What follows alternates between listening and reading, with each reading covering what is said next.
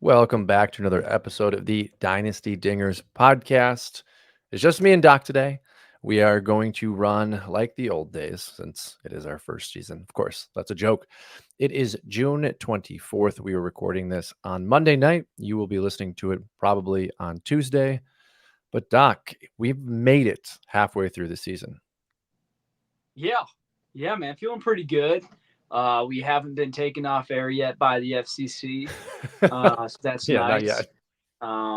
We got that going for us. But hey, maybe we'll say something terrible today. Yeah, I don't know. I'm trying to think of a good joke to go with that, but that's just gonna get us in trouble. So I'm feeling pretty good, man. I feel like we had a good run of guests on here. And I don't know. We have some other ones I want to bring on, but I just felt like we needed to get intimate. We needed to get that mojo back. Just you and I, just kind of relax this week and just talk some ball, man. Well, I feel like it's a good week to kind of circle back around and just kind of take a screenshot of what's going on. And we've got some players today that I'm actually very happy that you threw out there and we're interested in talking about.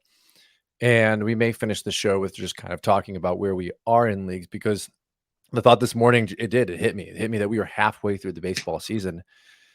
And that's kind of a beautiful piece because we still have the other half to go, but it's also pretty incredible how quickly it's come. And I think we'll kind of branch right into the first topic, which is we're gonna go middle of the outline. So I'm gonna jump around on you. The Cardinals being hot, Doc. I had no idea. I haven't paid attention to them because, for the most part, there hasn't been a lot of excitement there. VS2 obviously didn't stick. Pitching rotation is a little bit older for dynasty purposes. I honestly haven't cared too much. But you wanted to talk about Burleson, and I want to hear your take because I just picked him up in my home league and he's performed for me. Yeah. So I'm in Indiana. We have no team other than the AAA Indianapolis Indians. How it goes is I'm kind of in the central Indiana. There's this mix of Cubs fans, Reds fans, and Cardinals fans. Then you sprinkle in some Tigers, some Pirates because they're the affiliate of the Indians, and maybe some White Sox if someone really wants to be mad. You don't even live in Chicago and you're gonna root for the White Sox, buddy. Why are you doing that to yourself? Come on, man. This is great. Just you and me. I got more riff time. This is unbelievable. But I've been following them because I kind of like they got some old historic charm to their franchise, and I do. I'm fond of. I'm not a diehard of any particular team, but I do follow the Cardinals pretty well. And yeah, it's really cool what they've done. They actually were heating up a while back. They've had some flashes, I should say. Right, Lars Newbar was a big part of it, and then he got hurt, and people were like, how they're going to respond. And Alec Burleson's really helped pick up the slack. I mean, Goldie's been pretty brutal, but it's weird. Like you're seeing glimpses of the past. He's popping bombs. Goldie's been doing a little better than Arenado. It's just like those two guys. It's really weird that they're catching fire just a little bit here. They're second in the AL. Oh, sorry, NL Central. 7-3 in their last 10. But they, these old cornerstones of the franchise have not been performing. And Jordan Walker, VS2, as you said, they didn't really. They're not the sexy guys. Who's getting it done? They have a bunch of dudes who look the same. And I'm not one of those guys who says, like all white guys look the same. Specifically, like there's a breed of St. Louis Cardinal right now. And I'm going to say the names. You're going to laugh because you're going to be like, yeah, they do look the same. Burleson, Donovan, and Brandon Crawford. These guys, when they're out there, I just keep confusing them all the time. If you get close up, you can see, but they got They the do. little bit. They all They have have the the beard and the long same the hair, beard. Yeah, the and beard the and the long long hair hair. too. Yeah. Yeah. It's Anyway, it's a so good look. And then I think Crawford kind of like cemented that 12, 13 years ago now, then Donovan. But yeah, it's the greasy kind of gamer look. that's a great way to describe Burleson. He just feels like a greasy gamer, huh?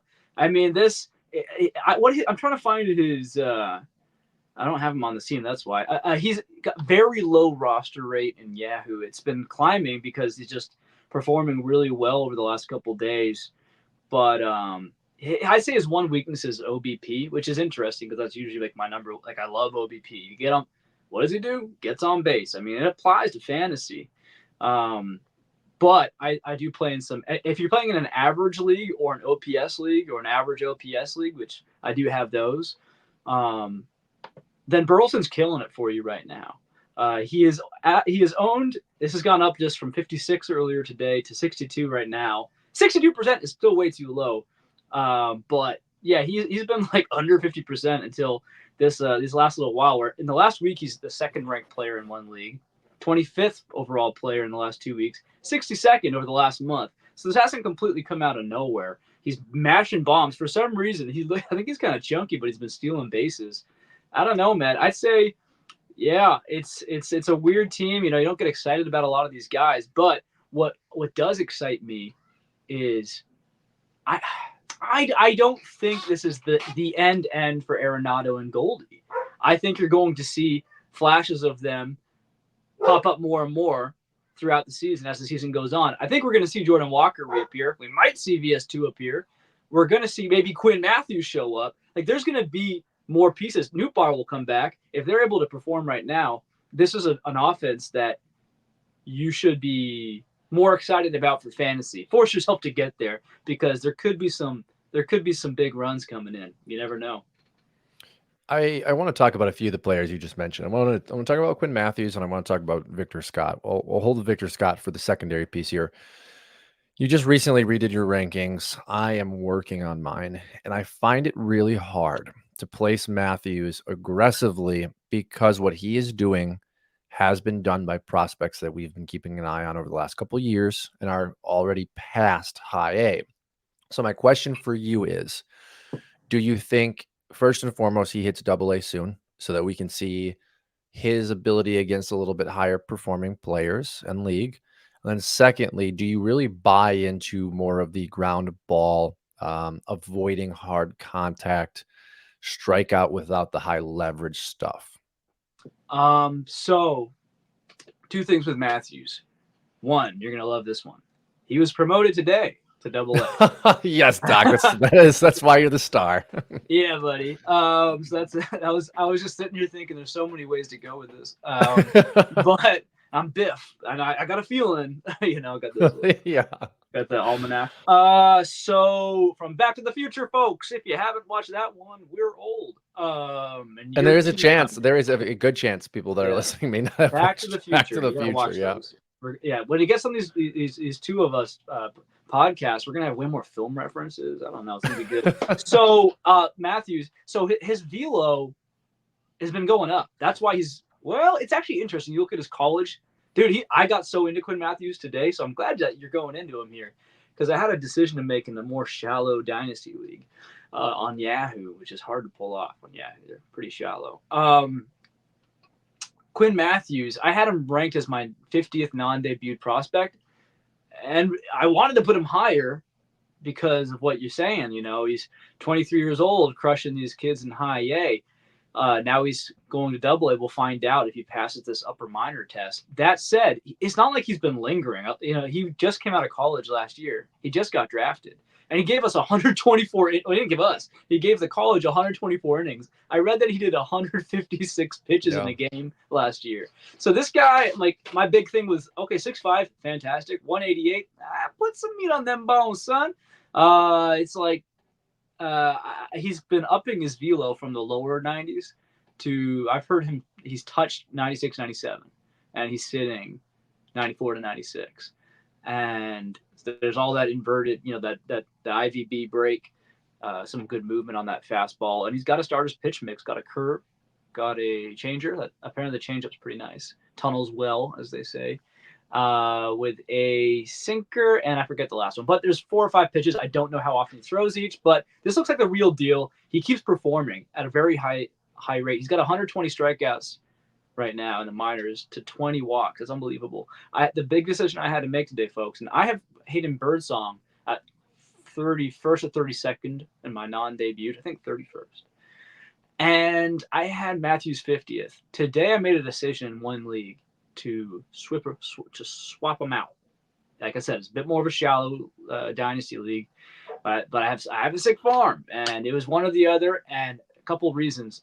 I think Birdsong's fine. I think he's excellent. I think they're almost exactly the same in terms of like what they could do. But Matthews could be here this year. The Cardinals have some cool inning eaters, guys, who are probably not going to get hurt. They got, Michaelis, Lynn. Geez, what's the other guy? Kyle Gibson. Gibson. Yeah, Gibson. yeah, I Yep. love that. Honestly, they're kind of lovable. It's like a ridiculous thing. But Gray could get hurt. Any of these guys could get hurt. And frankly, they might just not be performing that well come, August, September. Quinn Matthews keeps us up in Double A. They've shown us with Walker and Scott. They actually, people like to think of St. Louis as kind of an old school franchise. They've been aggressive. They've given these kids shots. Frankly, I'm like, dang, maybe calm it down a bit. Shouldn't have messed around with Victor Scott too much. But yeah, I'm vouching for Quinn Matthews, man. Yeah, I like that. And I'm glad you brought back up Birdsong. We had talked about him last week, and there's a number of players, Birdsong, Matthews, Wilkinson. We've talked about Evans as well for Seattle. Zebby Matthews. There's a number of these kids coming into the fold this year. And Matthews does have at least a little bit of the track record of being a guy that I think can stick in the rotation. You talked about his numbers at Stanford. Like he's proven to be a starter and at a good collegiate level. So I think you're right. I think from a St. Louis perspective, if they're not in the running, and even maybe if they are making a push for the wild card, if they continue to be hot, I think he performs for them this season because, to your point, like, who are you missing out on, right? Like, Sonny Gray's there, yes, and they've paid him, but outside of Sonny Gray, I don't know that you're upset with taking the ball out of any of those guys' hands, are you? I mean, if they're performing, though, they're not going to lose their job. Who is the fifth starter right now? I've been watching their games. It's kind of Is Matz still a starter for them? Steven Matz? I think he's hurt. Is he hurt? Gosh, that's. I told y'all I'm not a diehard fan, but they've been messing around. They've been doing all right. It's just baseball, guys. Things happen, right? Someone earlier today said, "Oh, Sal Stewart. What's going to happen with the Reds? They're going to have too many infielders by the time he comes up." I said, "My brother in Christ, do you not remember this offseason? The big question was, what are the Reds going to do with all this talent, with this logjam? Now they're trying to crawl out of the basement of that very division, the NL Central. So There's baseball questions, happens. Baseball right? happens. Marte has not been doing well on the rehab assignment. Christian Encarnacion Strand, season-ending surgery is still on the table, from what I've heard. You have the issue with Matt McLean, who hasn't played yet, right, because of the shoulder surgery. That's three of the players that we spoke on preseason, and problems get solved outside of Baltimore. Problems get solved almost always, unless you're the Baltimore Orioles. Yeah. Oh, yeah. I just said his friggin' name, Michaelis. Yeah, that was the other guy. Oh, Michaelis. Yeah. So 1, 2, 3. Michaelis, No, Gibson, Sonny Gray. No, so I guess Matt's is hurt. I guess they're patching up. They had Andre. Yeah, they have Andre Palante right now. This is exactly the kind of situation we're talking about, folks. Without going into the Cardinals any further than we have today, we have Andre Palante. He's just a soft throw-in 6-footer. I mean, I think he's a crafty lefty kind of guy. He's the epitome. He's not going to get in the way of Quinn Matthews. Yeah, he's the epitome of a roster patch. We're not I rushing hate on to say Dynasty stuff like that. This is a human being, right? But listen, Doc, he's a professional baseball player. We're sitting here talking about him. He has clearly done well for himself. Yeah, 5.23 ERA. Quinn Matthews, ready when you are, buddy. So we have another name within the organization that I wanted to touch on next, and that's Victor Scott. We were both very high on him. He got a shot and didn't take advantage of it, right? Also not doing overly well at AAA this year. Victor Scott was supposed to lead the way for the speed and the high-end speed that we've seen from Elly De La Cruz kind of transition to other teams in the league. So my question for you is, we have Victor Scott, his future prospect. We have Chandler Simpson for the Tampa Bay Rays. And then we also have David Hamilton for Boston. Who do you want to roster, number one? And then secondly, do you think that all three can have successful careers at the major league level? Before the triumphant announcement. So you have to go with David Hamilton at this point, or else, I mean, you just don't believe in numbers, right? He's getting it done. I mean, he's doing everything that I was hoping, and so many of us were hoping and dreaming Victor Scott would be doing. Right now maybe even. But yeah, I mean, he's hitting for average. He's stealing bags. He's even popping a few out of the yard. So I mean, he just, gosh darn it, man. There's this one league I was looking at him. I'm like, I should pick him up. The same league I'm talking about. It's my home league. It's kind of a shallower one. I'm like, oh, we only have 5 ads per week for it head to head. And I missed him. I'm gonna try to trade for him just because out of spite. 26 years old. He had a track record in the minors. This is David Hamilton, folks. Decent track record, not the greatest hit tool, but there was some pop. 17 home runs in 103 AAA games last year, and 57 stolen bases. I mean, frankly, there wasn't enough hype around David Hamilton. I don't think I've actually ever dedicated a tweet toward him. So yeah, he'd be my number one guy. Victor Scott's really concerning me with his performance at AAA. I think he's still 22 years old. These guys are never done until I start seeing this at 24, 25, 26. Okay, but I mean he's losing steam right now. I hope he gets his confidence back. There's something going on here with Jordan Walker's been kind of the same way. The organization talks very highly about both of them. Says, oh, it's just a matter of time. Oh, they're the studs of the future here. It says not the fans talking. This is like, the coaches who are working with them every day. So, shallow to medium leagues, yeah, you're probably moving on from Victor Scott, I'm guessing. But deeper, real competitive leagues. Now you got to hold on to him. You don't want to be selling low right now. Honestly, if you get a good offer from a St. Louis fan, then okay. But yeah, I still believe in him long term. Chandler Simpson, so he was kind of beating up on. I think he's 23, 24, beating up on high A for a while. I don't like guys who are with the Rays just because I don't know what the heck the Rays are going to do. They're so frustrating. Sometimes they'll put their prospects out there. Sometimes they'll just really baby them or put them up and down or platoon them like to no end. I love his approach though, and I love his speed. I don't love his power. If you want the more like guy who could get you 10 to 20 home runs one day, along with the speed and a decent approach, I'm still hoping that approach, man. At this point, I was going to say Victor Scott would be my guy for that. But the approach, it's like at this point with Victor, I'm like, just be playable. Just like 230 average, 310 OBP, baby. We're living. We're loving it. David Hamilton's doing better than that. So it's David Hamilton, Victor Scott would be my next dynasty target still. And then Chandler Simpson, though, I mean, his approach looks sweet. Looks better than Victor Scott's. Just absolutely zero power. Yeah, the approach is beautiful for Simpson, but you're right. There's concern there with the power overall. Hamilton is interesting. So he came over in the Hunter Renfroe deal with Milwaukee. And when Renfroe was moved, there was actually another player in that package. I'm going to butcher his last name. So it was Alex B. He was a third baseman. If I remember correctly, he was a Louisville college draftee. And when the deal got done, I was more, as a Brewer fan, frustrated and kind of, disappointed that they moved on from the third base prospect.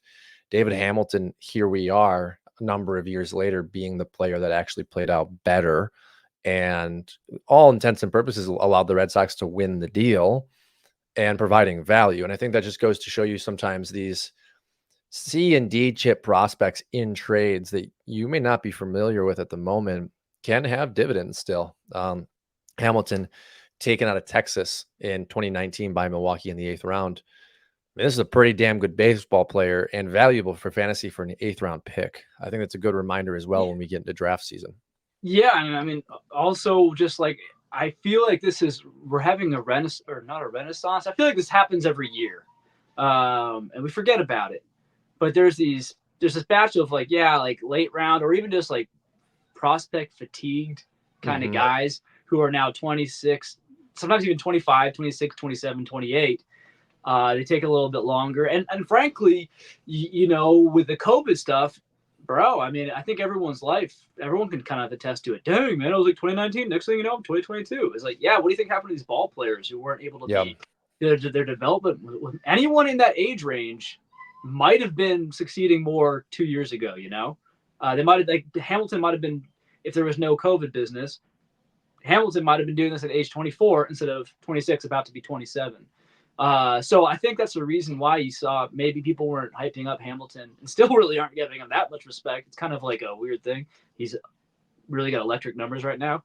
I don't know if it holds up, but I think he's got the profile to do it, man. Yeah, it's weird. My wife and I were walking the dog the other night, and we were kind of just talking about our plans to essentially leave Las Vegas in a year from now. And I said to her, I was like, I don't think I realized it, but I'm still feeling the effects of that lost year. And, I think a lot of us are. It translates through so many different avenues of life in baseball and sports as well. These players lost a year of their lives, like we lost a year of our lives professionally if you were shut down. I do think it's getting better from a prospect tour perspective, where like we aren't being as affected as much, but it's been a 5-year window now almost. And these players, like you said, coming out of Texas, if he was drafted in 2019, presumably lost all of 2020. And now you're coming back in 2021, probably as a 23, 24-year-old. Here he is at 26. So And you got to remember that. Sorry to cut you off, but you got to remember that 2021. It wasn't in some places wasn't 100% back to normal right away. yeah. Yeah, they were playing, but you're right. It was still, I mean, for all of us too, it was still kind of like knocking the rust off and getting I back was in to it. Indiana, so everything was pretty much chill. But I mean, a lot of these organizations were playing it very, very, very, very cautious at the time. So I mean, and for example, the bigs, they're like, got to get our moneymaker going. But the minor leagues, there were just some things that had to knock their rust off. I'm sorry to cut you So off. no, that's good because I wanted to transition to a group of guys that is in the similar age range that I want your opinion on. Landon Knack, River Ryan, and I'm missing one more player. He's in relief, Kyle Hurt. So these are going to be the three Dodgers. Absolutely dominated last season. River Ryan has had an injury. Landon Knack is at the major league level, kind of doing patch start roles, and then Kyle Hurt. Now, the question isn't necessarily about each individual one. It's more or less about the age, because when they came onto the scene so hot and heavy last year, it was the age 24, 25, 26. Now they're going into 25, 26, 27. Are you still comfortable and trying to acquire players of that age that may be dominating and showing, plus potential at the minor league level, even though they're older, beating up on younger players, and you may have a smaller window? Yeah, it's kind of interesting. I mean, we got Ben Rice, the 25-year-old, Burleson, 25-year-old. We just talked about him. So it's interesting. By the way, these guys were not on the outline. Matt's just throwing me curveballs. It's great. I am. But I I do am. I know these guys. I know these guys. I tried to talk long enough, and just in case you needed to look any of That's them up. perfect. You know what's going on. That's a smart man. Yeah. So I have no problem, and eventually the stats speak for themselves. I don't like it when it's someone like in that age range who's beating up on like low minors. That's Yeah. the problem with what was his name, Vaughn? Remember that guy, Mo Vaughn? No, it wasn't Mo Vaughn. Mo Vaughn's like an all-star. You talking about for the Giants? Talking about for the The other Giants? Vaughn. Yeah, he was for the Von Giants. Braun. It's Von Braun. I was looking Vaughn at him last Brown. night, actually. Yeah. Is Mo Vaughn was a baseball player, right? Am I Yes, crazy? he was. And Yeah. Mo Vaughn seems like he would be in the movie Major League, but he was an actual real life player. But what a hell of a name. That's a great name. I think he was pretty good. I think he was an all-star, and I think I played like a video game with him in it. Oh, he got a chunky neck. You look at it. He's a Red Sox guy. He got a chunky neck. You look at his baseball reference You would picture. remember him for his batting stance. Dude, he was great. Yeah, he had 44 Yeah. home runs. I Big know this guy. power. Yeah. Dude, this guy might have done some roids though. That's 143 RBI. No accusations here. Just speculating. Late 90s. Who was Pretty cool numbers. Anyway, folks, point is, Von Brown was this guy, and I hope he's able to figure out a career. That'd be cool. He's getting older every day. I think he's 26, 27 now, and he was just beating up on the low minors. Then I think his first exposure to even Double A, just nothing, and really struggled. So if they're beating up on the lower, then no good. But if the guy's killing it at Triple A, it's interesting. I've seen some sentiments on Twitter X of people saying, "Oh, Double A is just as good. Double A might be better than Triple A," and it's interesting because I've seen some of the prospects this year go up to Triple A and have a harder time. There might be some instances, and I know there can be some situations where you're seeing some really stud prospects at Double A. Depends on the game, maybe even. But as a whole, I'm still seeing more of a challenge at Triple A for these guys. And so if you're there and you're doing your thing, then yeah, we'll see how it goes. Now, if you come up to the bigs and struggle mightily, repeatedly, consistently, then no. Now it's like, see you later. So with Mac and River Ryan, my thing is I have a weird thing with the Dodgers. It's Yeah, almost like a lot of us do. it's almost the same thing of like the hitters of the Orioles. I Hmm. hear, or honestly, any Dodger prospect really. I'm like, there's so many of you. There's too many good ones. I don't know which one's going to be on the team, and I don't know if they're going to Michael Busch someone. Where and we're just still learning who Michael Busch is on the Cubs. Like, is he in? Is he out? Is he cool again? Like, he's their like best hitter right now, kind of. But he's like kind of he's only semi useful for fantasy. Moral of the story is, yeah, we'll see what happens with these guys if they can get a spot in that rotation. Yeah, it looks like Mr. Knack is, he's been doing pretty well so far this year. I don't know though. I'm looking at his FIP. It's 4.43, which is still fine. It's acceptable. That's like Lance Lynn. And then 2.1 ERA. That's a big gap. So we'll see what happens in the bigger sample size. Well, and then they had Nick Nastrani. Am I pronouncing that correctly? That's Who they yeah. traded Did to you the get? White Sox. Yeah. Get So, traded I over. mean, they had a number of these guys all just dominating at the minor league level last year. River Ryan is back on a rehab assignment now. Was shut down early April with shoulder fatigue. So, I think out of this group, I'm most excited about River Ryan. Are you in agreement there? I mean, I like what Knack's shown.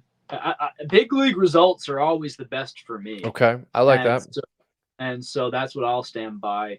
River Ryan might have more upside, but it's kind of like the David Hamilton situation. Like at some Yeah, point, and Ben Rice, like I was never really a Ben Rice guy. I was like, yeah, he's probably too old or something, right? And then it's funny, he came up and like even to this day, like even after the promotion, I was able to get him basically everywhere. The bids were there in Fab, but they weren't as aggressive as I thought they'd be. So there's certainly there's an ageism bias going on in our fantasy game, folks. And jump on it because guess what? You got a player at 27 years old yeah, even, in their and it's prime, like you're entering their still getting prime. him for like at least 5 years of prime if he turns out to be good. Well, I think Ben Rice too is a piece where coming through the system, the expectation was that he was going to be the catcher.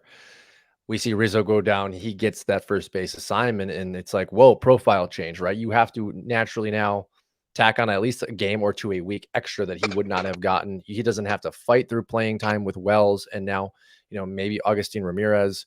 It's his opportunity to play with the injury. We don't like the injuries because usually that means that the player will then lose their job, but he's at least being given the shot. Yeah. Um, They brought I in think JD it's Davis to hit lefties, which is kind of annoying, but oh, he'll. I mean, interesting. he'll still get righties. I mean, who cares? That's still better than Well, we'll get a chance to see what happens. you mentioned kind of your discomfort with rostering Dodgers, and I date that all the way back to, I call it the Dustin May Tony Gonsolin issue, when they had the plethora of riches and depth in that rotation, and we've continued to see that. We just talked about Knack and Kyle Hurt as well as River Ryan. The problem is the kind of with that has always gone injury too, right? The Dodgers have always had those injury concerns, so they've always needed the depth. We're still waiting for Dustin May to get back, and we don't know that he will enter the rotation. He may just be that long reliever. Okay, Doc, we've got a player profile that you wrote up today on Twitter, a guy that you're really excited to talk about. So I'm gonna kind of let you take it over. Yeah, folks. First of all, I mean, I just started writing these things. I talk too much, as you can tell, and I type the same way. And so, I just use I've been typing longer things, and people seem to be reacting. And if you like those, then you'll love my Sunday Smoke articles I put out from time to time on the Scout the Stat Line website. And those views help me beat out Matt and get more money than him. So you gotta support your boy. Um, yeah, we all get really rich off those. One day. I'm thinking of retiring actually. Yes, yes. So I would say Daniel Schneemann. Schneemann, the Schneemann. It's a cool name. He's one of those guys. He was at 1%, I think, yesterday or earlier today. He's up to 2% in Yahoo leagues now. Let's see if he's gone up any further. Maybe I've pushed him up a little bit. We'll see. Maybe I'm not sure if I have that pull yet. Anyway, this guy is a hyper ultra mega utility knife for Cleveland right now. Yeah, still at 2%. I don't have the poll, but Schneemann, he's right now. It's funny. He's eligible for second base and outfield in Yahoo. So second base and outfield in Yahoo, and then in Fantrax, he's only eligible for third base and shortstop. That's kind of crazy, right? Literally, like, there's no crossover. So he's been playing every position. He's been playing a second base, third base, all the outfields, which for one of my leagues really matters because it's individualized. That's our left, right, center 30 man. Yeah, Yeah. you're in our the 30 Yeah, man that league. one's a pain in the I have butt. no center fielder right now until Newt gets back. So yeah, we're gonna need he's been playing center field, dude. They're putting him at center field and shortstop. Never mind the other positions; those are incredibly important positions, and he's killing it. He made like a diving They're catch just to walk. treating this like it's little league. Like, okay, get out there. It's insane, and like that's the most Cleveland thing I've ever heard. You know, like these guys are so they have so many of these unsexy names that you're like, who? Like never heard of this guy. So in my write-up today, the summary would be he's 27 years old. People are out, right? But he had a weird thing. He was a college guy.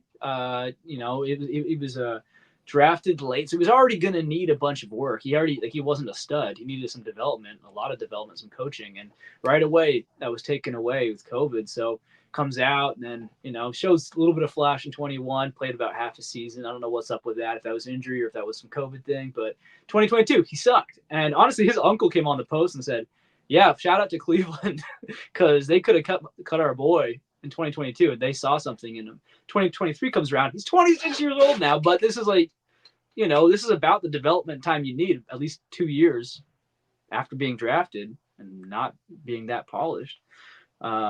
He starts flashing some power, some speed, some walkability. Now we're seeing, and then this year in the minors, my goodness, I think he has like a crazy over 400 OBP, 110 max EV hit balls, and I'm like, whoa, what's going on here? I didn't actually notice him. He was just on my free agency on Yahoo, folks. I just saw I needed a second baseman. Gorman was doing his slump thing again. And so I looked for Schneemann. All right, sorry, I didn't look for Schneemann. Schneemann found me, and I started diving deep. And man, he go look at his Savant page, folks. This is not just me talking up some random dude. Well, actually, that's exactly what it is. But he's a good random dude. Or he could be. He's already got a hit tonight. He's been stealing some bases. He's been hitting some home runs.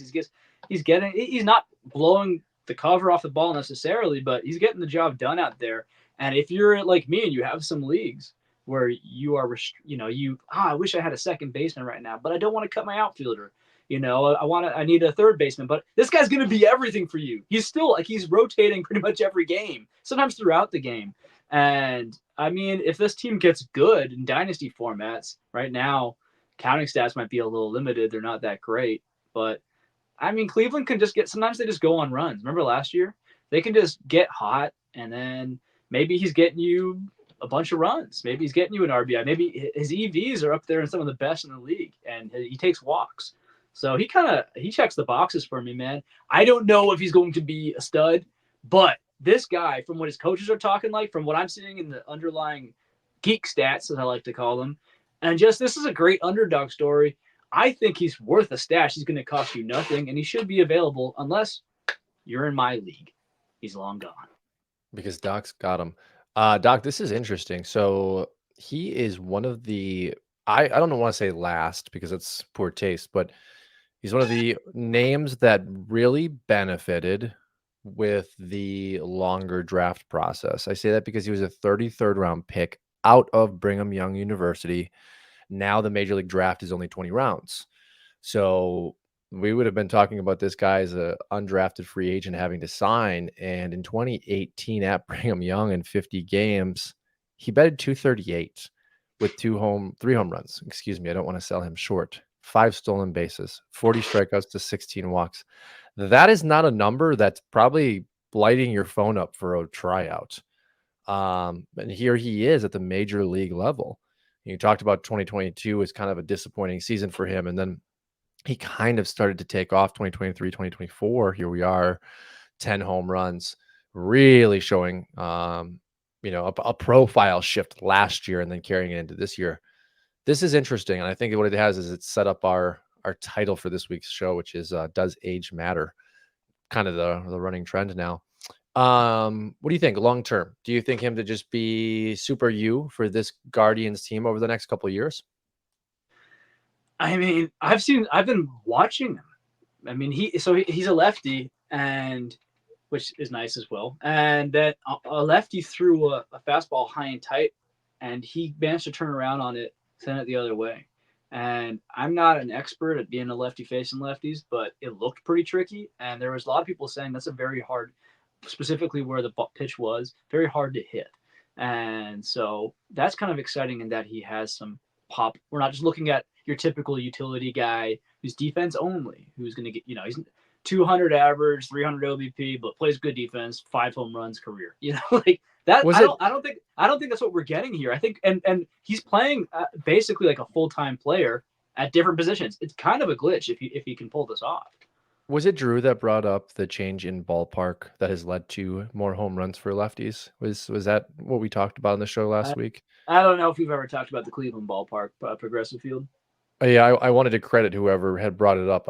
I want to say we were talking about it on one of the shows, but it was they had removed some signage in right field, and the signage that was removed essentially allowed for the wind tunnel to carry the ball out further. It may have been a clip I watched online because I saw the video where there was it was an EV at the same rate, so like let's just say 109, same exact launch angle, same player.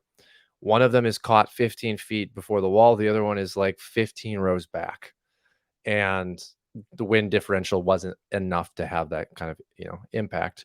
But there's a big change in the ballpark and it's going to benefit left-handed hitters. I think we've seen that so far with Stephen Kwan. I think we've seen that so far with Jose Ramirez having arguably an MVP type season.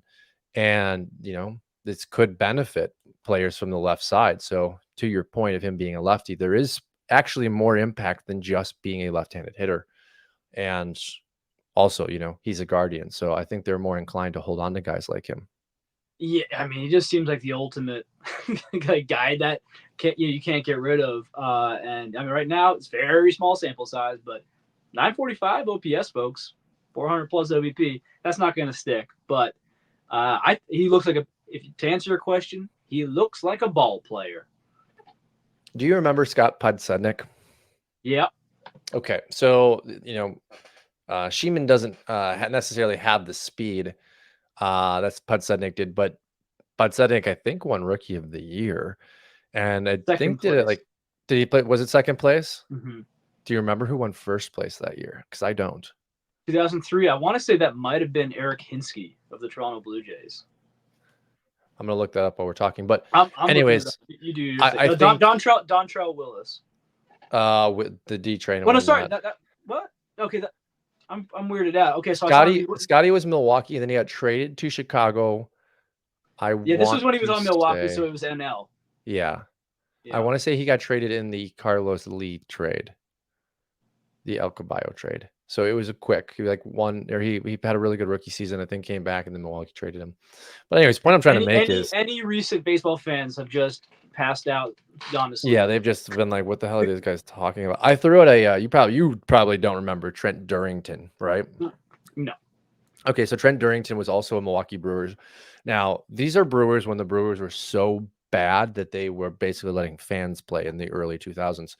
But Trent Durrington was a player from Australia who has 3 major league home runs on his career, formerly of the Angels organization. And all they could talk about for an entire inning was how jacked Trent Durrington's forearms were and how they were the biggest forearms the announcers had ever seen. That's how bad the Brewers were back then. That was the gauge of conversation. So I posted him in a group chat today to see if anyone could figure out who he was. And of course, no one remembered, But Podsednik was much better. And I bring him up because we will constantly see players like this year in, year out. It reminds me of TJ Friedel last year. Come up, provide great value, probably enter top 40, top 30 outfield ranks. And we've got a small window. So are you going to sell Schneemann if there's an opportunity? Well, I mean, right now we're on the ground floor. Correct. There's no market.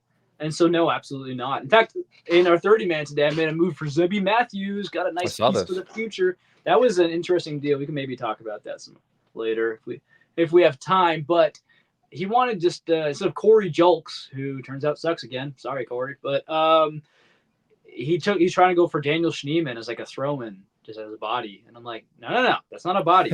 I signed that guy for a reason. So I've already turned down one trade. Technically, that was I specifically said I'm not doing this trade. We're taking him out.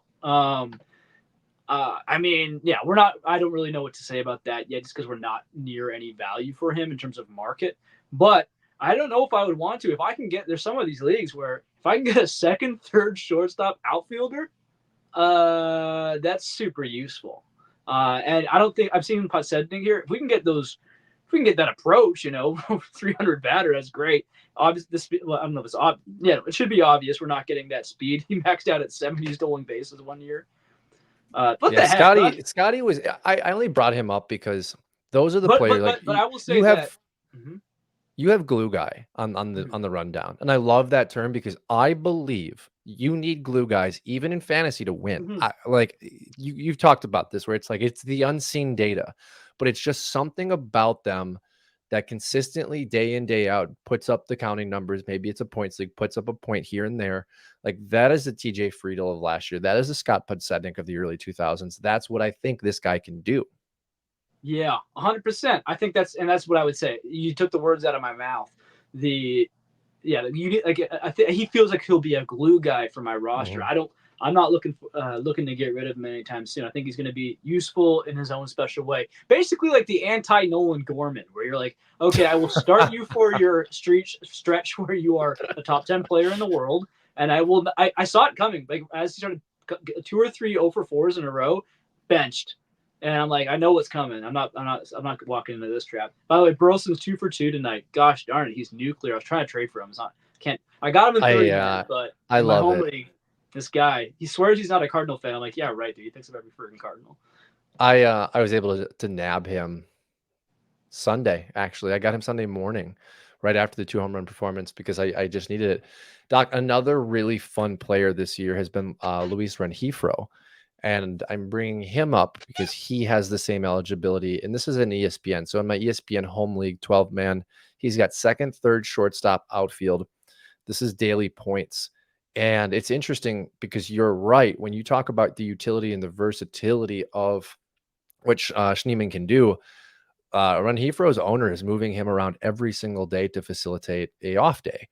And there's just so much more value in the profile because I mean, you just look at him overall, 2.8 points per game. That's league dependent, but 306 average, 4 home runs, 20 stolen bases. Solid player, right? But not a starter per se, unless you're in a deeper 30 man. But I just wanted to say, I think that's a really good point you brought up is that you hold on to some of these guys just more or less for the roster versatility because it keeps you out of rostering maybe 2 or 3 other guys just to facilitate a starting roster. Yeah, 100%. It's funny. I haven't really ever looked into Rengifo. Yeah, I I mean, try he's to having a stay. great year. Like 4 Well, home runs, 20 stolen he's. bases. I'm gonna start keeping an eye on him just because he's a weird guy. I don't. Yeah, it's a weird guy, but he seems like he hasn't been able to put everything together. Like he's got one season, this terrible OBP, but he had some nice power. And now this year he's got some really good speed, but no power anymore. And then now he's got a great batting average. I mean, if he can keep doing what he's doing and add some power, dang man, Could be a very interesting profile, right? yeah, exactly. Okay, so while we are recording this, I've got the Orioles and Guardians game on, which is fitting because we have talked about Schneemann and now we're going to talk about Keston Herstead. Herstead, I'm watching his at bat right now. It's a 3-2 count, bottom of the 8th. Orioles down by 1, guy on first. I'm bringing him up right now because he looks comfortable right now, Doc. And this has been a longer journey this year for him. He's been up, he's been down. We're waiting for him to really, take and solidify a starting role. But I think his prospect fatigue has set in a little bit. So my question for you is, are you buying the stock that's down, or are you kind of waiting to see what happens in Baltimore? Buying where it's cheap or free. Just in Okay. Dynasty, just depends on the league. An average OPS kind of league, like our 30 man, I think he's worth more. He's kind of like a Burleson profile to me. Yeah. Actually, it's a pretty nice comp. Um, Maybe a little higher ceiling, but I don't know. probably I not mean, I don't much. know what we're seeing from Burleson is like. I what's he doing that we would want more of at Yeah. this point? You know, I'd want to see better OBP, and I don't think we're going to be quite getting that from Kierstad either. By the way, it's Heston Kierstad. Everyone messes that one up. What did I say? Keston? Did I say Yeah, Keston? yeah. Or Heston? But Heston, yeah. but you know, like, everyone messes that one up, and here's the trick: Charlton Heston. Remember him? Yeah. Planet of the Apes. That's how you remember it. Charlton Heston. Legendary actor. Heston, yes sir. There's just nothing like the original Planet of These the Apes. damn dirty apes. The way he talks is like Zap Brannigan. They actually modeled the voice acting of Zap Brannigan from Heston Kierstad himself. So that's how you remember Heston Kierstad. He is. I'm looking at Burleson here for a second. No, he's doing great. His EVs are. Everything's good. I like him. Kierstad, same kind of deal though. Doesn't really walk that much in the bigs, and yeah, he's really had a hard time with the jump so far. And frankly, it's hard to get in rhythm, right, dude? I hate to say it, but I want to like I don't want to send anyone to the White Sox, but maybe it's time. Like, send. Imagine it's so funny, right? So we love Kierstad's upside as a regular hitting in the Orioles, but if he goes on any slump, he's not. He's going to get benched or demoted. Meanwhile, if he's traded for Garrett Crochet, uh, he's the most exciting bat by far in the White Sox lineup, and all of a sudden, like everyone wants Kierstad, even though he's a freaking White Sox. It's just it's a weird game we play, huh? So you've kind of slid into a topic I wanted to discuss with you that I've been curious about because there is talk about Garrett Crochet possibly being traded. And I get it because from the window of controllability, he is, I want to say, 2 years left after this year. The Tommy John really hurt his team control, and now he's at a 24-year-old looking all like a top 15 ace, potential superstar if he can continue to develop.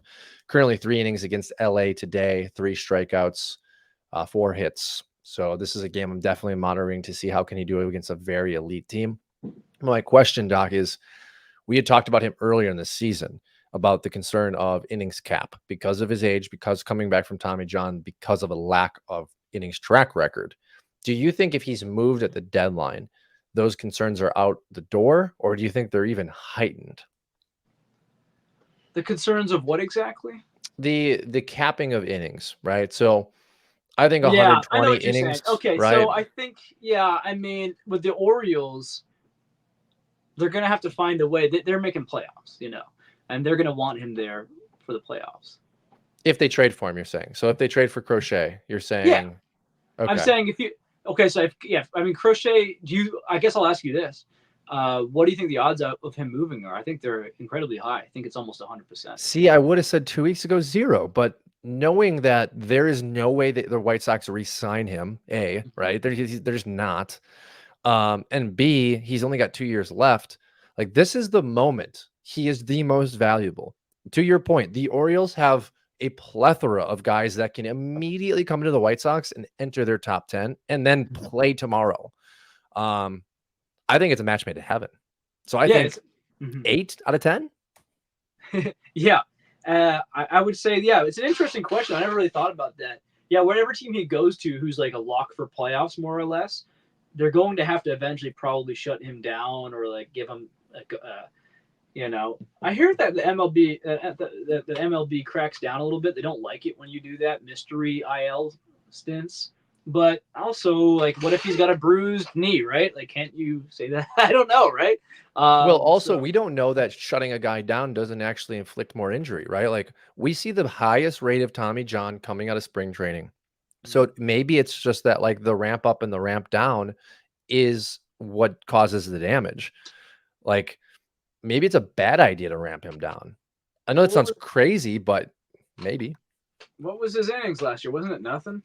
I mean, Wasn't he has been a reliever for a number of years. He was taken out of Tennessee as a reliever. So from a innings perspective, I want to say the most we've seen was like 60. I'm looking it Bro, up he right had now. 24 innings last year, and yeah, you're right, pretty close guess. He had 54 in 2021. Yeah. So he's now he's at 88. Yeah, he's almost No, doubled it already if I'm the White Sox, dude, you trade him today, right now. today. Yeah, Right. Yeah. Yeah. Herstead is up. You trade him immediately. Like yeah, get Norby in that deal. Maybe throw in McDermott and call it a day. sure. But okay, I wanted your thoughts on that because that was kind of my question was, do you risk him for the next 2 years if you're the Orioles? It's like, well, who knows? Like they're gonna have their internal decision to make, but I do think he probably gets moved. I do think he ends up an Oriole. Sounds like you do as well. You talked me into that one.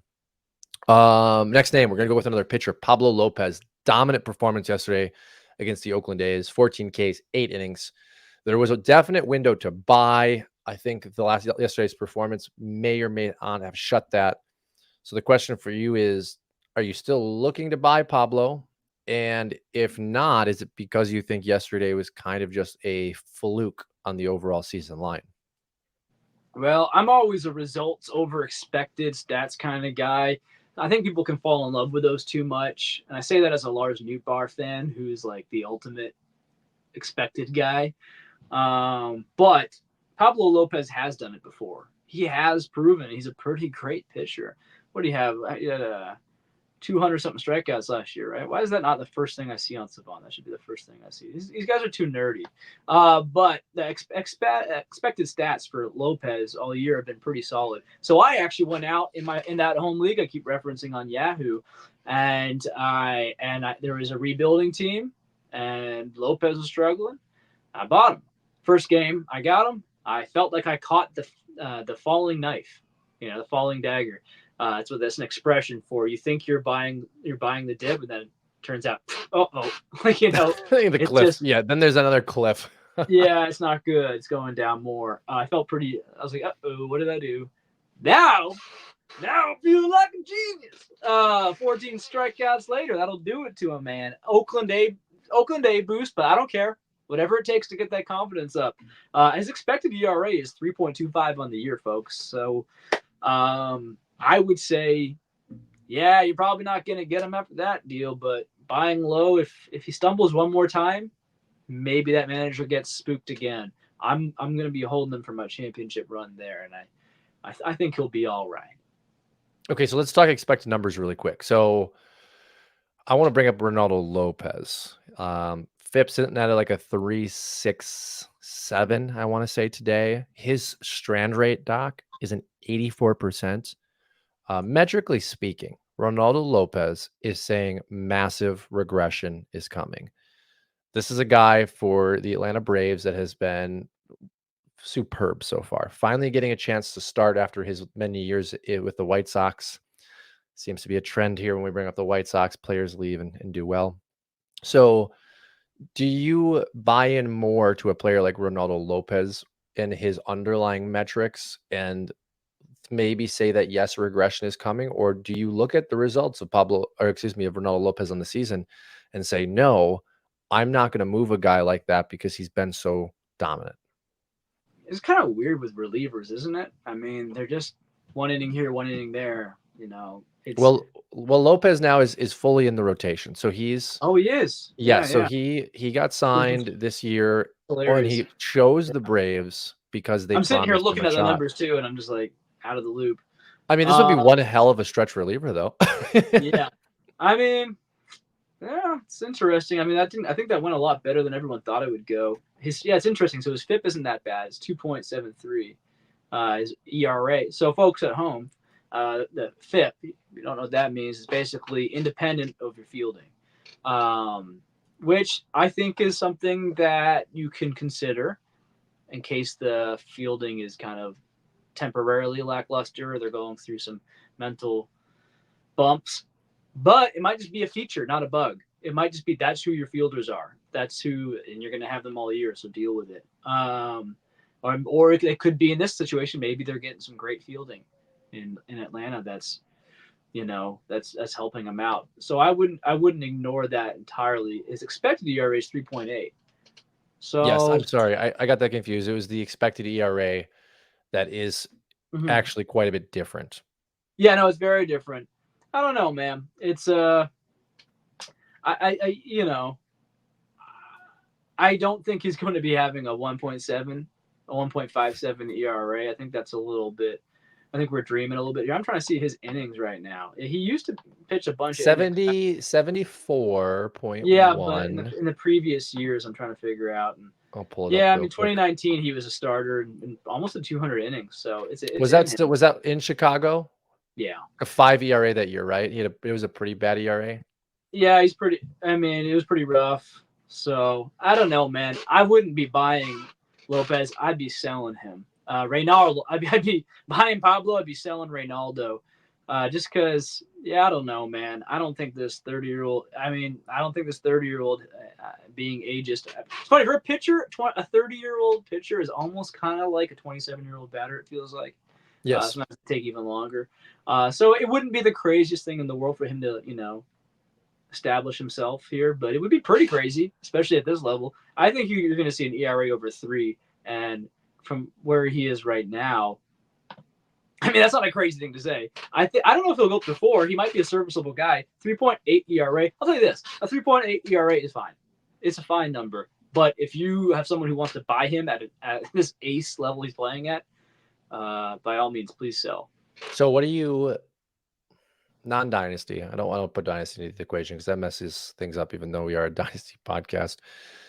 What are you offering with Ronaldo Lopez to guarantee a Pablo Lopez acquisition? What type of player? Dude, someone might get. I mean, there's a league out Straight there where up? Yeah, someone's I doing mean, straight up. Someone's doing straight up. Maybe they're a fan of the Braves. Maybe they yeah. just some guys are just straight up numbers dudes, right? And they don't believe in Savant. I guess the weird numbers guy who doesn't look at the expected ERA. But yeah, I mean, you could probably get some surface level guys who just like kind of look at oh his number's this and that number's that. I don't watch baseball. Okay, all our listeners might be in varying leagues, right? I got leagues where they're diehard guys digging through the numbers. They have spreadsheets in their computer for their fantasy teams, and I have other leagues where they don't. They literally some of them don't watch baseball. They just kind of go off the numbers, and they do okay. Hey, it is a numbers game at the end of the day, but. Yeah, I think you could probably get Reynaldo traded for Pablo straight up in some leagues. You definitely could have got it before this last game. You might need to throw in maybe I don't know in redrafts just a piece, just a little piece, nothing major. Okay. Maybe yeah. I don't know how to Like a quantify Mike, it. like a Michael Bush, or Yep, yeah, just toss perfect. something in that it's probably replaceable on the waiver wire because that secondary piece Hey, has Vinny their ups, home their run. We downs. needed that one, dude. I'm friggin' worried about Vinny. Yeah, that's. I Yeah. mean, Labrum. We are not seeing a good track record of the Labrum tear. Vinny I'm happy he's been Pasquantino. healthy. He's been healthy Yeah, as far as we know. I'm interested to track him and Corbin Carroll throughout the next few years because the labrum tear, especially in the lead shoulder, that for what is their lead shoulder for both of them, it has seemingly been damaging to their profile. Who else was the other? Oh, Logan O'Hoppe has not seemed to have an issue though, but I don't think it's O'Hoppe's lead shoulder. I want to say it's O'Hoppe's throwing arm, so his lead shoulder would be his left. I like it But better for Vinny just because he's a big body fella. So yes, like he can just like put it, give it a little bit of oomph. Whereas Carroll, I feel like if he doesn't have 100% strength, it's going to be a problem. he's already using every piece of his being. Yeah. Yeah. Yeah, I agree. We've got a couple more things. We're gonna stay in the NL Central before we wrap it up, Doc. I guess we're gonna go back to the NL Central because we were talking Cardinals earlier. First name is Tyler Black. You have a question of is he getting a real shot? He's played a number of games over the weekend, was re-promoted, has gotten a couple hits. What do you think? Is this him getting a shot, or is Milwaukee kind of playing the Tampa Bay Rays approach where like you always have to question? Well, you're the semi Brewers fan from Milwaukee. I'm asking you, brother. It's I mean, from what I don't actually fully know, it would seem to me that they're going to give him a real shot. He's been obliterating AAA, and he deserves the shot. He's playing well here, but then what do you know? After going Was it 1 for 2 with with another walk last night? That's just doing exactly what we thought he'd do: get on base like crazy. He's got on base every game since he's been called up again, getting some RBIs, getting a steal, getting a run, and they bench him tonight. Yep. So I don't know that. Hey, if he can play every 4 out of 5, then okay. But if he's going to be benched 2 games in a row after being started 2 games in a row and keep flipping around like that, I can't be good for him getting into a rhythm. I think the Brewers are better with him in the lineup. I think he could be really fun as an OBP, stolen base guy. I don't know how many dingers he's going to hit, but he'll get as many chances as he can in a hitter's park like Milwaukee. Yeah, I'm really concerned about this exact profile. I'm concerned about the Tyler Black. I'm concerned about the Joey Ortiz. Milwaukee is sticking with Bryce Terang because of his defensive prowess, his speed, and now his ability to hit the ball for average. But the guys like Black Ortiz, um, they're going to need to be given an opportunity. And with Willie Adames currently on the roster, Joey Ortiz is bouncing around between third and second at times and DH. Well, that's where Black would presumably, bounce around as well. So you have too many of these similar profiled guys.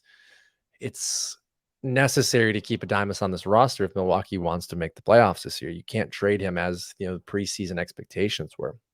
So I'm concerned with Black. I'm concerned with Ortiz. I like both players. I think both players are starters at the major league level. I think both players are starting players on a team that fights for a wild card or division each year. But right now, as it stands, I think you have to choose other options on the waiver wire over a Black just because there can't be any guarantees with playing time. Well, he's playing some first base as well, and Reese Hoskins is not playing well. He's Yeah, got a 221 average on the year. 203 in the last month. It's like he's getting kind of worse. And the So only, I, yeah, yeah. I I was just mean, gonna say the only concern I had there is just that Milwaukee's paying Reese, yes, but if Black plays well, I could see Reese sliding around into DH. It's a messy lineup. They have a deep bench, and that's the problem I have. yeah, it's I don't know what they're gonna do, but I know that I still got to roster them. It's so funny how this works, right?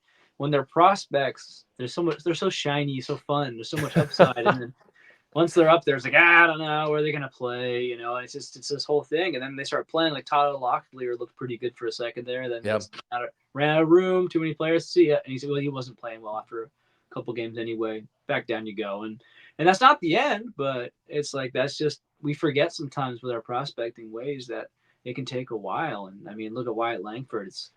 It looks like it's starting to happen, and he's like the cream of the crop, though. He's like your number one overall guy, and it has taken him a while to get going here. And sometimes you're a Spencer Torkelson, and it doesn't. He's struggling at AAA. So weird Well, world, man. Prospecting. interesting with Langford, his exit velocities, which were sitting around 88 miles per hour before the injury, have actually even dropped below that, and we're starting to see more success from him. Which it's like, well, okay, what does that even mean about the profile? His couple, the couple home runs that he has this past month that were out of the park were nice. It looked like there was a lot of man strength behind them, but the numbers are speaking differently. And I do think it's just interesting because we were so high on a few of these guys, Holiday as well. And to your point, like, what does it mean for the guys like Black who weren't top 10 prospects in our ranks heading into the season? Um, like they have to not only perform but find playing time. So last one, Doc, talking about finding playing time, breaking onto the scene a little bit later in his career, not as old as like a Ronaldo Lopez, Justin Steele. You had kind of posted in our brain dump today that you thought he may be an underappreciated ace, and I wanted you to talk about that a little bit. Yeah. So I mean, I was even sometimes I'll get into it in these Yahoo comment sections. Like, not I don't go into it, but like I'll just leave a comment here or there. And someone was saying under Drew Thorpe, oh, if only he had some more velo, then he could be an ace one day. I'm like, well, I mean, Logan Webb and Justin Steele are aces. They're throwing the same, if not, I think Steele might actually sit lower than Thorpe, just a little bit. And they're like, oh, well, Steele's not an ace. I'm like, he was a finalist for the Cy Young last year. What do you have to do? And I feel like there's some people out there who were almost rooting for him to collapse near the end because he was pitching so well and he was going to take it away take it away quote from Snell, which I mean he should have, but he was playing a lot of innings. He kind of just lost steam near the end, but he was in it. He was in it till the end. That's an ace, man. I mean, he's got Imanaga on his team now, which is not helping. It's helping the Cubs, not helping. He's an ace. He's not even necessarily the best pitcher on his team right now. But I mean, you look at Steele's numbers, man. He came. It doesn't help. He came back from injury and he was kind of struggling a little bit. He had to just kind of figure it out. You look at his last few games though. Quality start, quality start, quality start. 5 innings of 1-run ball. And then before that, quality start, and he's going deep. He's going 6-7 innings into games. I mean, I don't know what to say. He's giving you strikeouts. He's limiting walks. He's limiting hits. He's a stud, and he just doesn't seem to come up in the conversations. And I love Steele, though. I love it because he annoys the pitching nerds out there who are like, no, he has to have more pitches. And I'm a guy who wants to see more pitches, typically. But it's so funny how Steele gets away with being a 2-pitch guy sitting in like 91. It doesn't make any sense. And he's so cool because I know we've talked about this before. I would love it for there to be this like incentive or at least a disincentive for every youth baseball program or college or high school program or college program or MLB program from just ramping up guys' velos beyond their arms capacities. If they're delivering I'm actually a little bit concerned about that with guys like Quinn and Zebby Matthews. I don't know. They are 6'5", so it's not like they're. But their 6 arm feet hasn't tall. thrown that velocity their entire life, right? Like it's implementing something new, and that's always dangerous. And nobody talks about it. It's like they're like, oh, so cool to see that he's added 4 miles per hour this year out of absolutely nowhere. He's never done that. I'm like, we're there, yes, but no, yes, but have some pause. Let's be careful here, because velo is great statistically, it works, but you know what also works? Not being on the IL for 2 seasons and then having to restart your whole development again. That was a concern I had with Bybee coming into last year when he was still in the prospect ranks. The conversations were, oh, he's touching 98, 99. He's gone to one of the Driveline-esque type places in the offseason and his velocity's up and oh, how great this is. He's a completely different profile than what the Guardians had drafted him as. And, it's worked out okay. We haven't seen the injury for Bybee, but that concerned me when it's like, yeah, he was a mid 90s, 92, 93 to touching 98, 99. Like the arm hasn't built an ability to withstand that. Is he really touching 99? Last year he is not on a regular basis, but I have seen him hit upper 90s in a game. And it's like, like that wasn't the profile. Mm-hmm. And I think of Kirby too, because Kirby can really dial it up sometimes, and it's like, but you don't need to, right? Like, sit in the mid 90s, like that's perfect. Like, you don't need to ratchet it up to 99. And honestly, when DeGrom came up, not DeGrom was 93, 94, right? When we saw him really start to have those arm issues, at that stretch of dominance, he was hitting 102. That's like I don't know who got that out of you, but awesome. A, B, don't do that. Yeah, it's tough because it's so electric. Like everyone's like, it's this generational kind of. Would we think of DeGrom the way we think of him today? I don't know. Logan Webb probably won't go down as like a notorious pitcher, right? He might be forgotten. Good point. Yeah. But we won't forget DeGrom. What's it worth, right? Is it worth having a career? And also, I mean, they're also human beings. I don't know how that affects your day-to-day life. It doesn't sound fun, but I mean, listen, I would love to be immortal, right? I mean, talking about DeGrom, I could imagine in 50 years, people still will reference the 3-4 year stretch he had. We have to pass it along as fans, obviously, but we also, I think he's the perfect poster child for what's going on right now, right? Like the reward is you go down in history. The risk is you get hurt badly. I guess I'll give you counterpoint. I mean, you could also be a Kerry Wood, right, where you flame out. And then the counterpoint on the other side would be Jamie Moyer. I don't know. I think a lot of people remember Jamie Moyer, and Yeah. he just stuck around. Low velo, 24 very seasons. low. He played till he was almost 50, I think. Man, he's in his Yeah. 40s. Was he 50? He was like pretty close to 50 by the I'm end. looking. I want to. 24 seasons sounds right to me. 26 seasons, Doc. Ooh, that's so greasy. 16 in the AL, 10 in the NL. 25 seasons. There must have been an overlap And year he there. was how old by the end? He was 49. 47, 40. No, you're right. 49. 49. He pitched in He came Colorado in back. 2012. That's great. The comeback tour.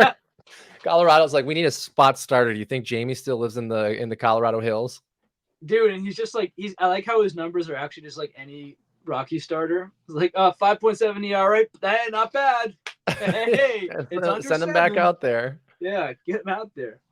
That's Yeah, hilarious. 269 wins. I mean, to I guess your question, um, statistically speaking, Jamie Moyer probably will go down when you look at just stat lines alone over Jacob deGrom is the more impressive career. Jacob deGrom overall over the course of his career has 84 wins, but That's crazy.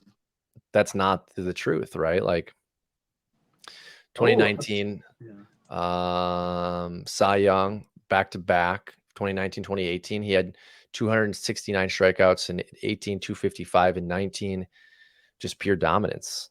Moyer did not do that. So that hit that I referenced earlier, I said, "Oh yeah, Schneemann's got a hit tonight."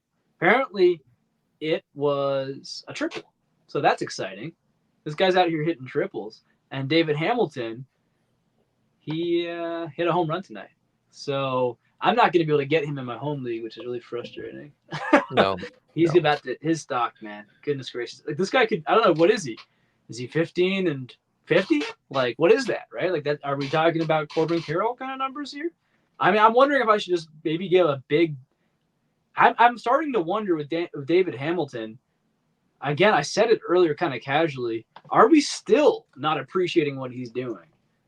I don't know, I man. think, but okay, like just from the perspective scale here, like Renhefro, when you actually look at him, the guy for the Angels that we were talking about, he's on pace for 40 stolen bases and almost 10 home runs too. So I only bring that up because I do think there are a number of these players that are underappreciated. And when we look back at the end of September, we're going to be really shocked. And most of those players, I would imagine, are going to be on teams that are making a championship push because those glue guys matter. I think I'd actually go after Renhefro before I went after Hamilton. Really. Now Hamilton has Have you better looked into numbers. Hamilton? Have you seen Hamilton?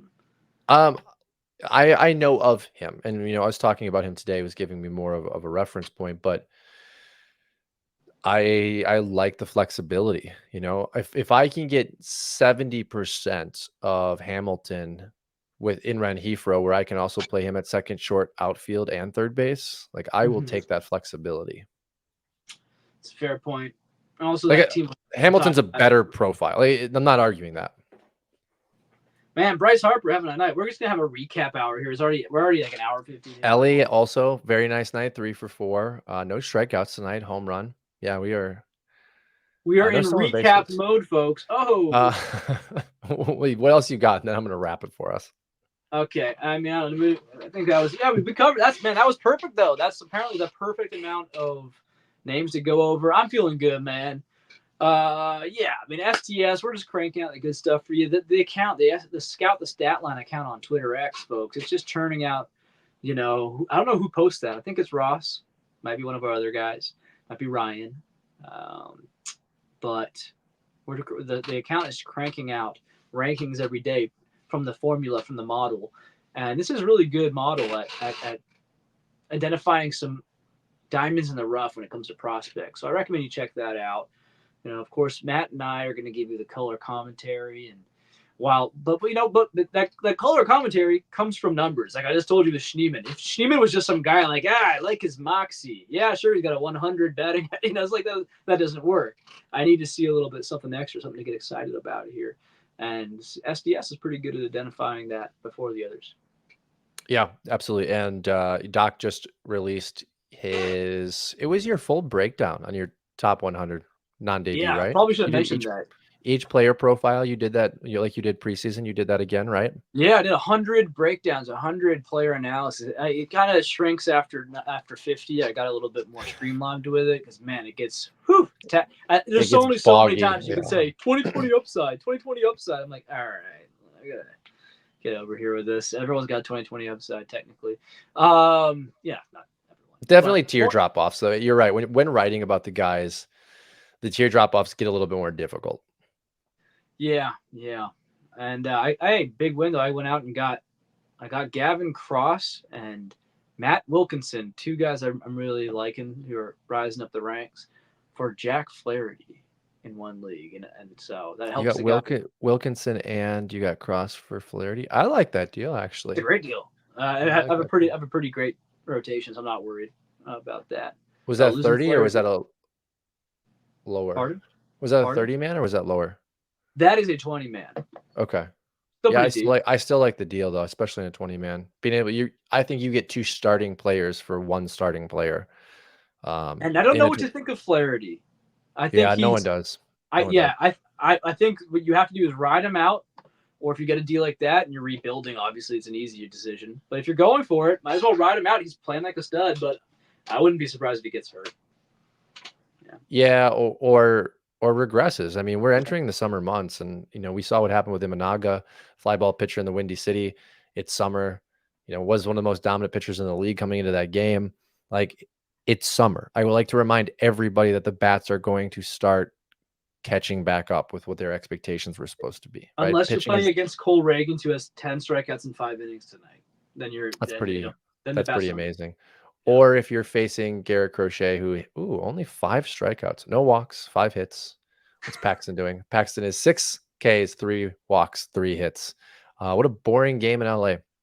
Last thing to mention, I am actually writing a college preview for FYPD drafts.